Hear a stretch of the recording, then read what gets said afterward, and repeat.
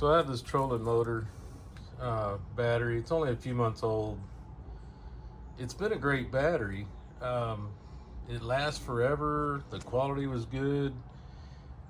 And what happened was it started just shorting out, and it was tripping the BMS.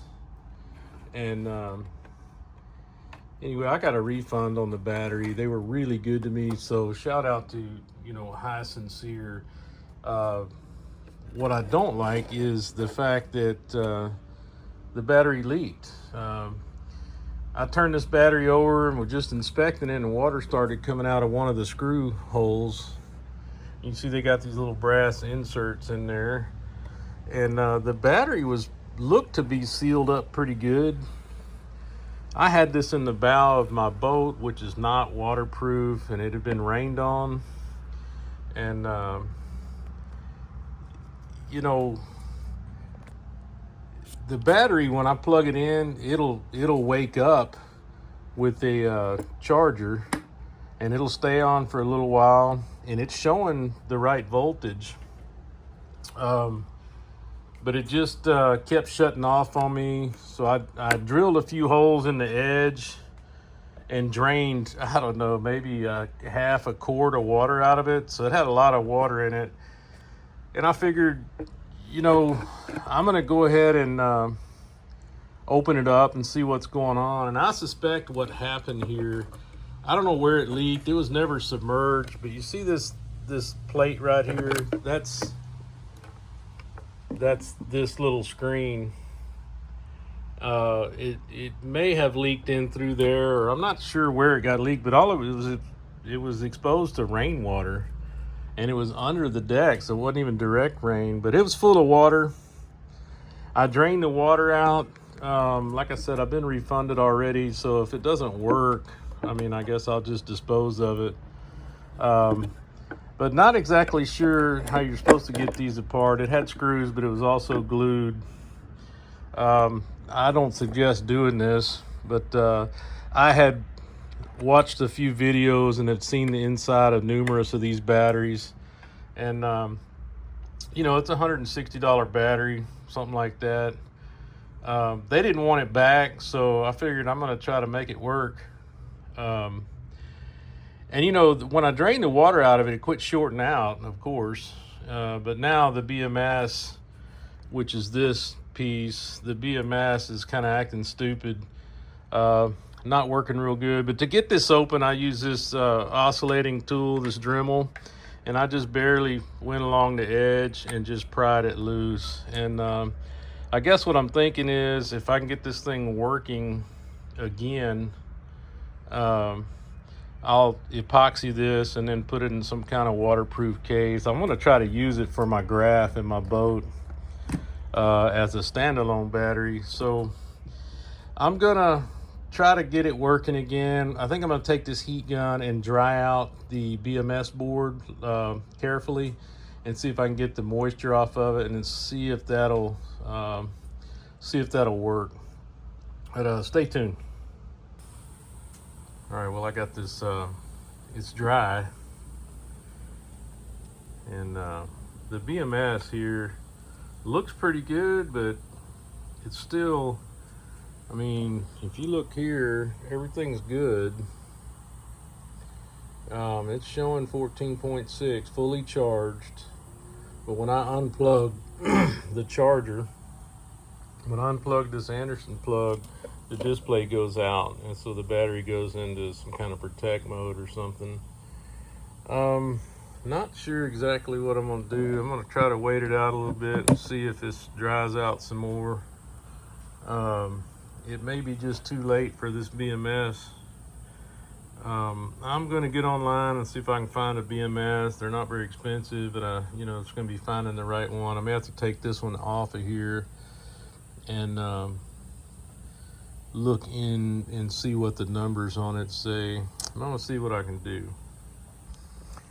Okay, after drying this battery out,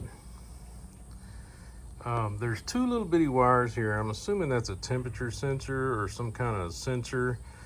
What I found out is after I dried it out, nothing was working. And then I got to looking, and these two little bitty wires, I had to solder them back to the board right there. Had to actually add an extension. I don't know if I broke that when I was taking it apart or what. But once I connected those two wires back together, I got full functionality of the battery back. And now everything's working as it should. So I'm going to take some of this super adhesive gasket and I'm going to seal up this battery, and I'm going to use the screws that I took out of it. It's never going to be waterproof like it was, but as long as this will stay, and it's just barely on there, I didn't have much room to work with, I think it's going to be okay, and maybe I can use it for something. Okay, well, it looks like I got it all sealed back up. I just used the original screw holes. There's some brass collets down in here. I was careful not to cut too bad. If you're gonna do this, I cut down the seams and just tried to cut that gasket out of the way. I went back with some see what this is. I went back with some 3M weather strip adhesive gasket. I went ahead and filled these screw holes because I suspect that's where the water came in at, because water was pouring out of one of them when I turned the battery over. So it comes with little plugs in there. I had to drill them out to get the screws out. But I've got this thing sealed up all the way around. I believe those two wires that I soldered back together, and hopefully they stay because it was hard to get in there. But for now, the battery, the BMS is on, the battery's on, and I'm getting full voltage out of the thing. So maybe, like I said, it'll never be completely waterproof again. Not that it ever was, but you know, here again, don't try this at home. Don't do what I do. I'm just showing you that I didn't want to throw this battery away. And I think it's going to be fine. It's charged up. The BMS is working. And if I be careful with this and mount it in a waterproof box, I think I'll be able to power my graph with it for several days. I'm going to go ahead and get another trolling motor battery.